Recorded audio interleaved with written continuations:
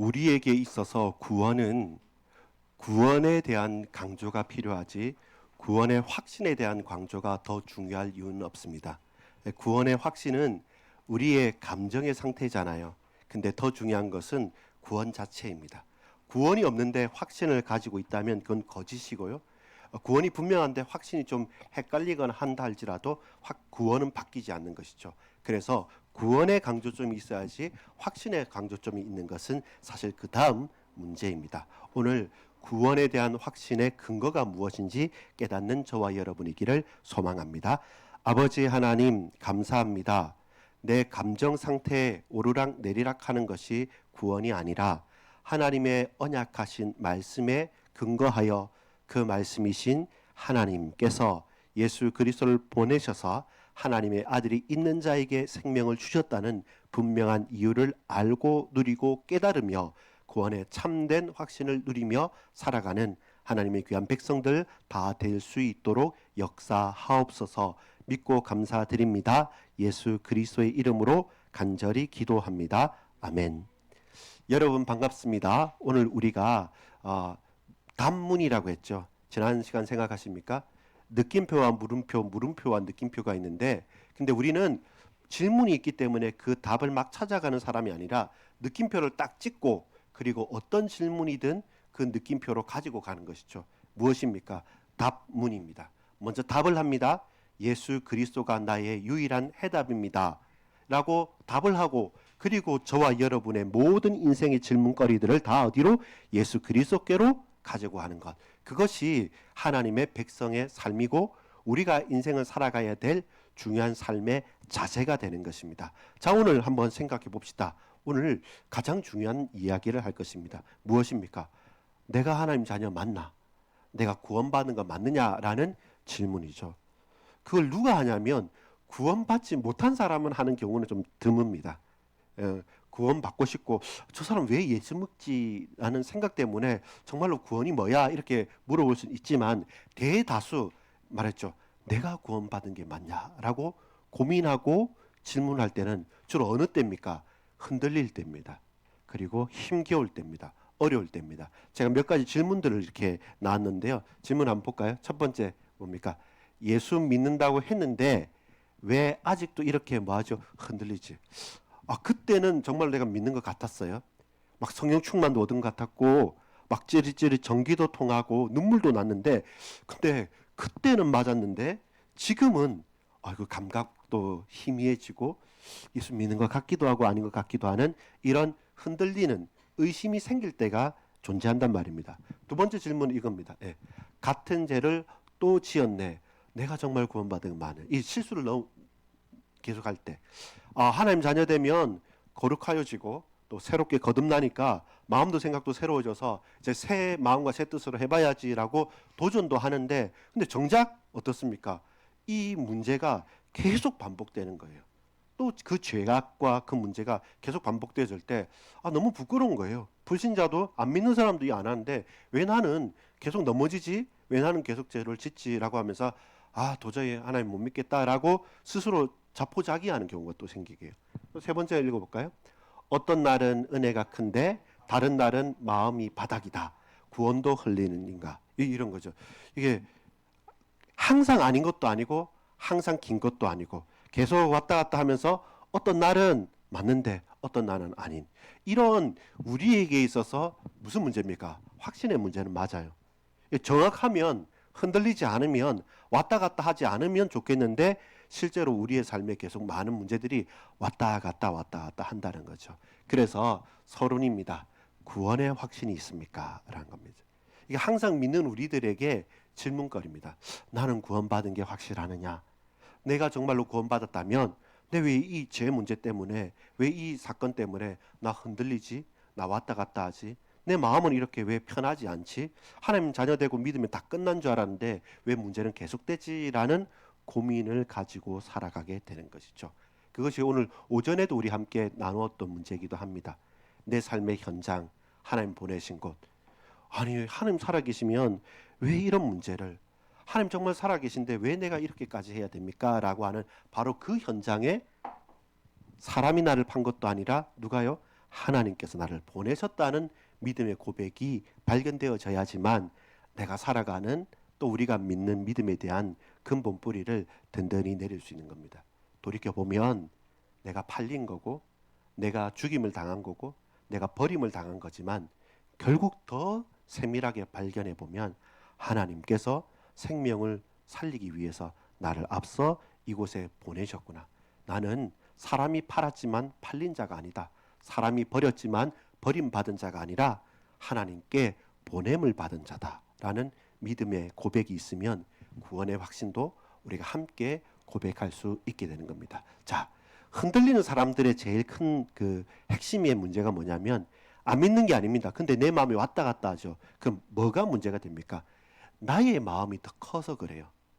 주의 마음, 그리스도가 더 커야 되는데 그리스도가 더 커야 되는데 왜 흔들리냐면 이게 반대로 가기 때문에 그리스도보다 내 마음의 감정 상태가 더 세요. 더 먼저예요. 우선순위고 더 강력하니까 내 뒤에 그리스도께서 계신 것 같아요. 제가 많이 문제를 설명할 때마다 많이 하지 않습니까? 조그마한 문제가 있는데 더 큰 문제가 그 앞을 가려버리면 뒤에 건 안 보여요. 몸에도 마찬가지예요. 몸이 우리가 다리가 절릴 수도 있고 어려울 수도 있는데 큰 병이 있으면 그 아픈 통증도 사람 몸이라는 게요. 통증이 있다고 전부 다 내는 게 아닙니다. 여기 약간 치통이 있지 않습니까? 그것보다 두통이 심하거나 두통보다 치통이 더 심하면 그게 아파 보이지 다른 것은 아픈지 몰라요. 언제 아픈지 압니까? 이거 낫고 나면 그 다음 손 드는 거죠.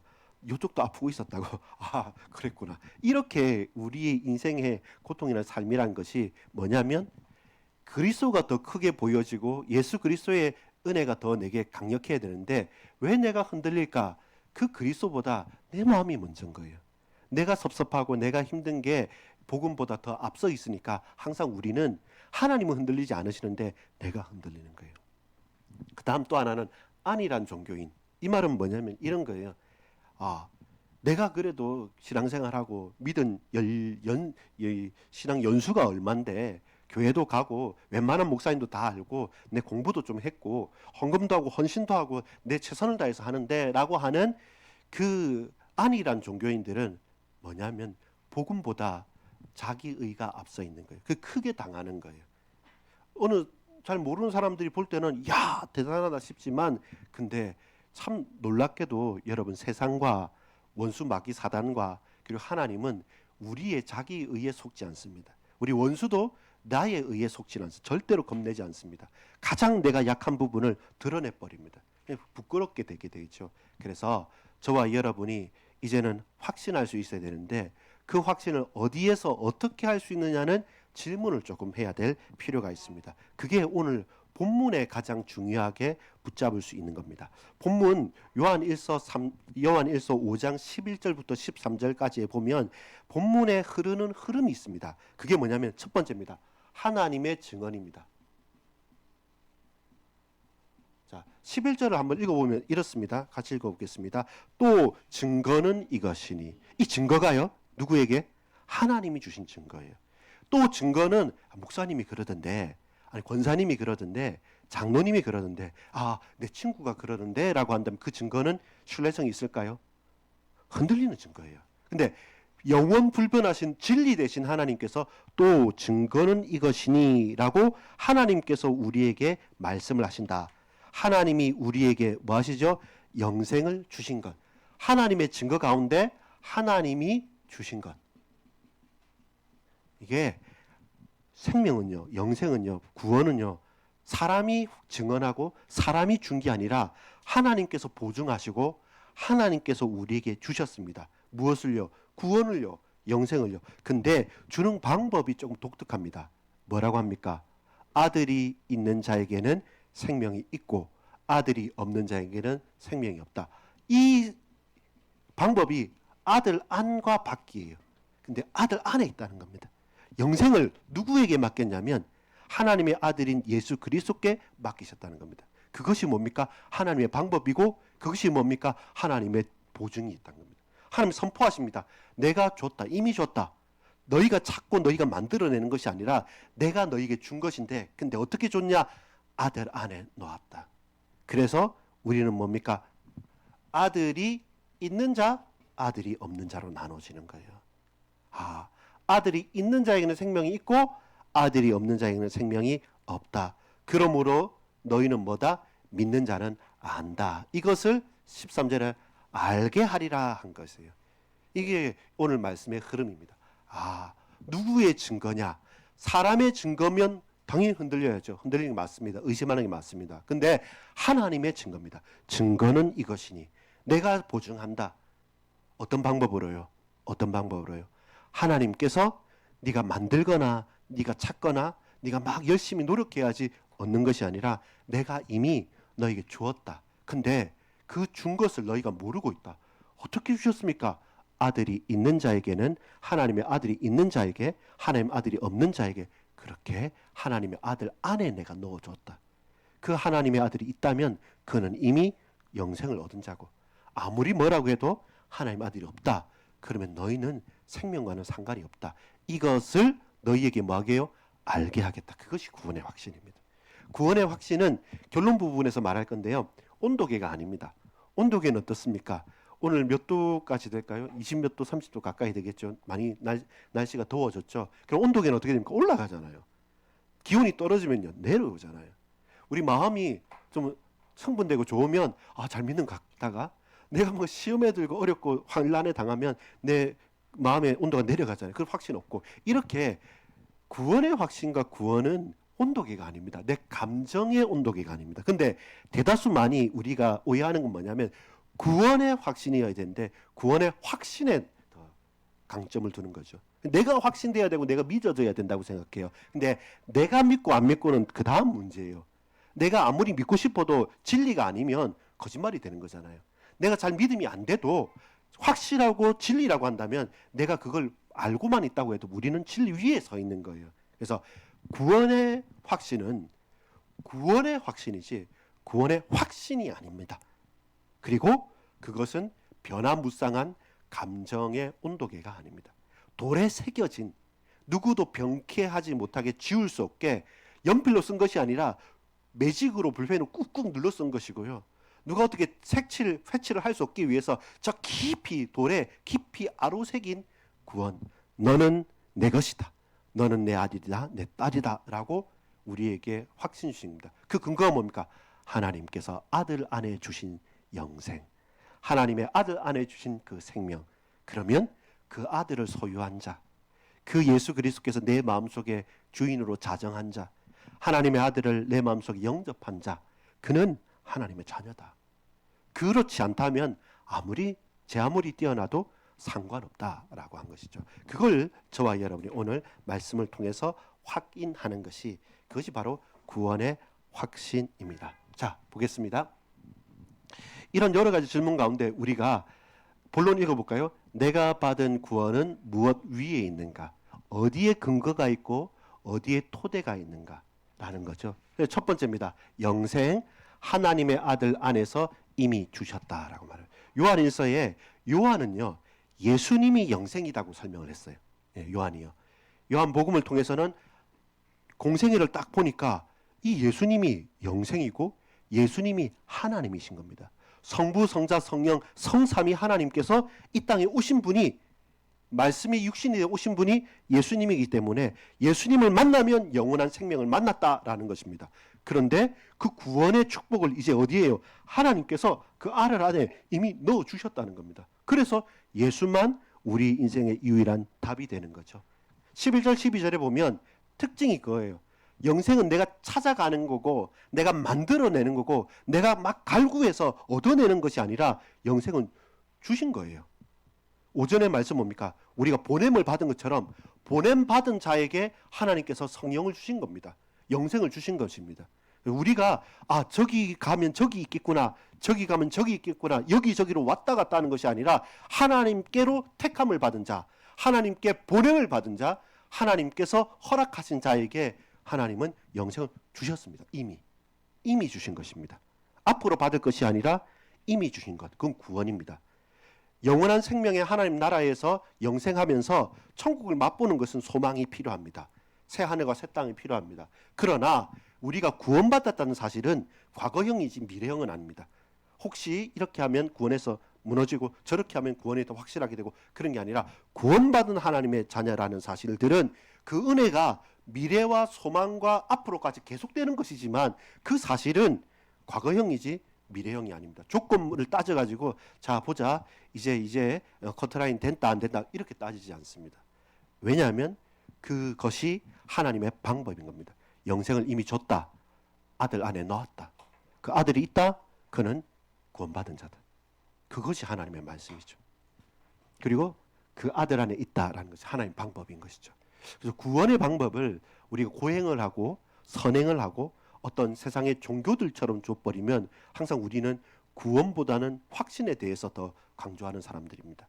네가 열심히 했기 때문에 간절하게 했기 때문에 정성을 다했기 때문에 1,000번제를 드렸기 때문에 3,000배를 했기 때문에 뭐뭐를 많이 봉사했기 때문에 하늘이 감동하고 하나님께서 기뻐하셔서 이제부터 구원 이렇게 말하지 않는 것이고 영생은 주어진 것이고 그 영생은 아들 안에 있는 것 그것이 하나님께서 우리에게 허락하신 구원의 방법이었습니다. 그래서 저는 여러분은 우리는 그 구원의 방법에 대해서 확신할 수 있어야 됩니다. 어떻게요? 하나님께서 저와 여러분에게 알게 하신 겁니다. 알게 하신 겁니다.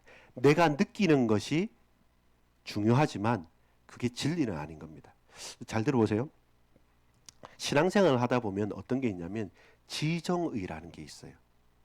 그거를 어떤 사람은 조금 더 말씀을 잘 연구하고 감동을 받고 지적인 부분에 강한 사람이 있고 또 정적인 부분 같이 밥 먹고 같이 나누고 그러면서 같이 호흡하면서 이 사랑을 뜨겁게 누리는 사람들도 있어요. 정적인 부분. 그리고 또 의지적으로 정말 열심히 해서 뭔가를 추구하면서 도전하면서 정말 하나님께서 내 삶에 간섭하시는구나를 아는 사람들도 있어요. 근데 어느 것 하나 버릴 것은 없어요. 마찬가지지 않습니까? 우리가 하나님을 알고 구원의 축복을 받아가는 가운데 말씀을 통해서 기도를 통해서 전도와 또 내 삶의 나눔을 통해서 그 모든 것이 합쳐져 가지고 우리의 깊은 신앙의 뿌리가 내려지는 것처럼 말씀과 기도와 전도와 찬양과 이런 부분들은 우리 삶의 모든 것이 힘이 되는 것입니다. 문제는 뭐냐면 거기에서 한 부분만 떼내 가지고 그래도 확신이 있어야지라고 하면서 다른 부분을 무시해 버리면 결국 허물어지고 연약한 토대가 되는 것이죠. 자, 두 번째 볼까요? 2번 시작. 그러므로 믿는 자는 기록된 말씀 위에서 알고 살아갈 수 있다라는 13절을 읽어보겠습니다. 시작.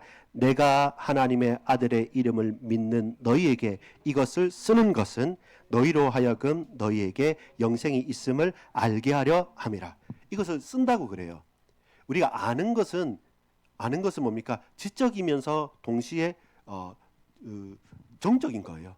예, 그걸 느끼는 거니까요. 근데 우리가 못 느끼고 잘 희미해도 확실하다는 것에 대해서 지금 요한은 분명하게 결단을 내리고 있는 겁니다. 내가 너희에게 알게 하겠다.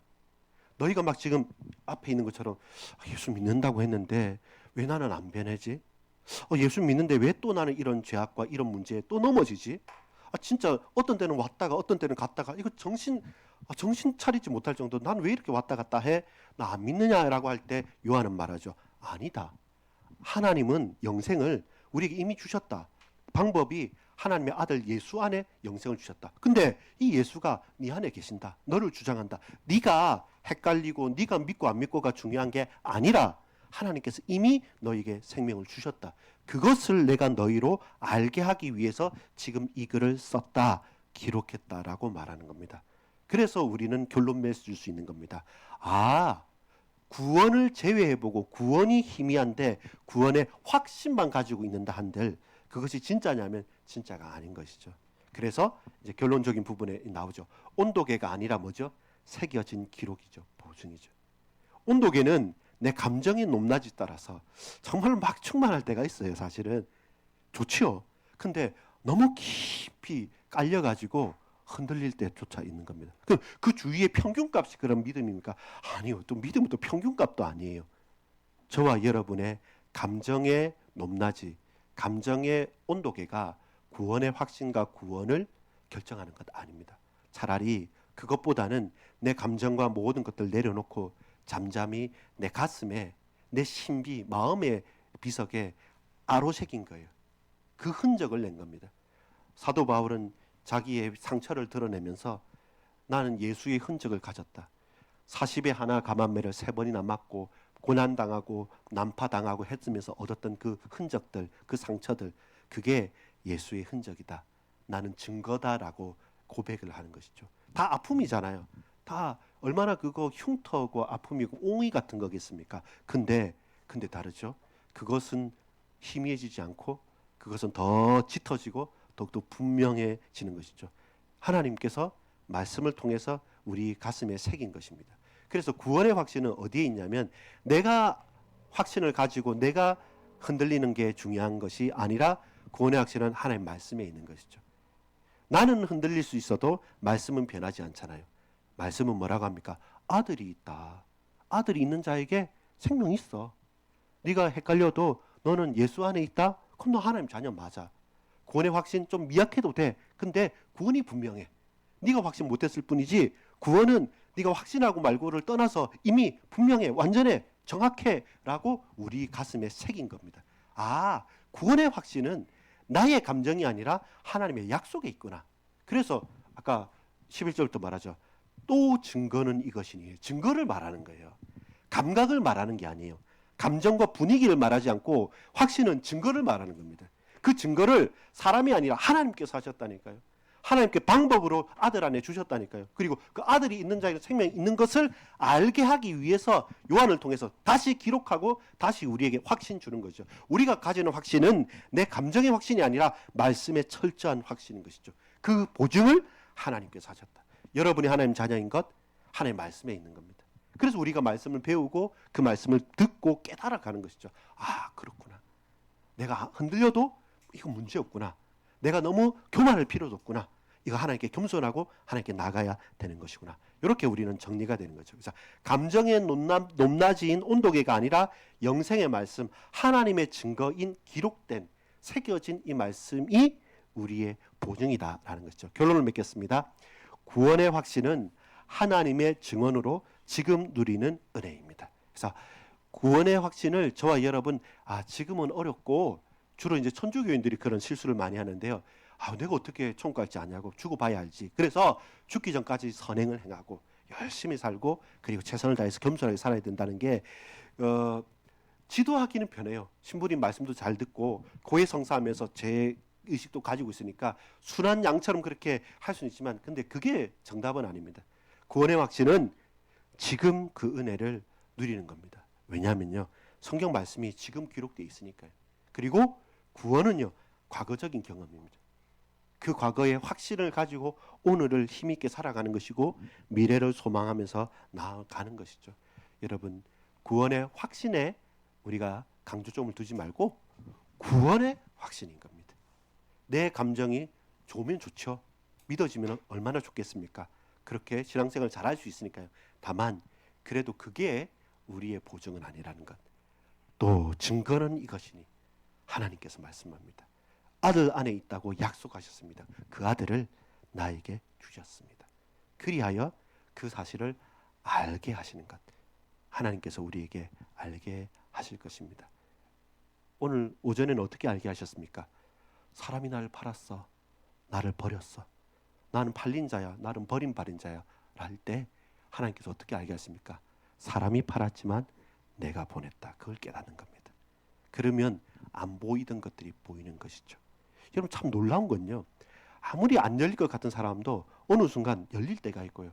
내가 전혀 생각도 못했는데 어느 순간 완악해지기도 있어요. 결국 사람의 마음이라는 게 내 마음 내 뜻대로 되지 않구나. 그래서 하나님께 엎드리는 거죠. 하나님 입술을 닫게도 하고 열게도 하시고 마음을 열게도 하고 닫게도 하시고 주께서 누디의 마음을 여사 듣게 하신 것처럼 결국 현장에 우리가 가는 모든 주어진 그 현장에 하나님 내 형제 자매 부모 형제 모든 동역자들 혹은 핍박자들까지 그 입술을 주장하시고 그 마음과 생각을 붙들어 주십시오. 그래서 하나님께서 나를 이곳에 보내심에 대한 이유를 깨달아 누리며 참된 구원의 확신을 가지고 담대하게 걸어가는 백성들이 되게 역사해 주옵소서. 그래서 다시 말합니다. 따라합시다. 구원은 감정의 온도계가 아니다. 내 가슴에 깊이 새긴 하나님의 말씀이다.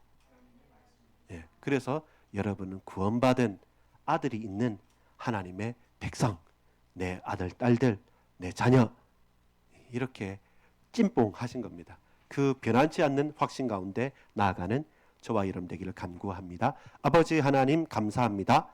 하나님 구원의 확신이 내 감정의 분위기가 흔들리는 것이 아니라 하나님의 보증하신 언약의 말씀 가운데 구원의 확신을 누리게 하옵소서. 구주 예수 그리스도 이름으로 간절히 기도 올리옵나이다. 아멘.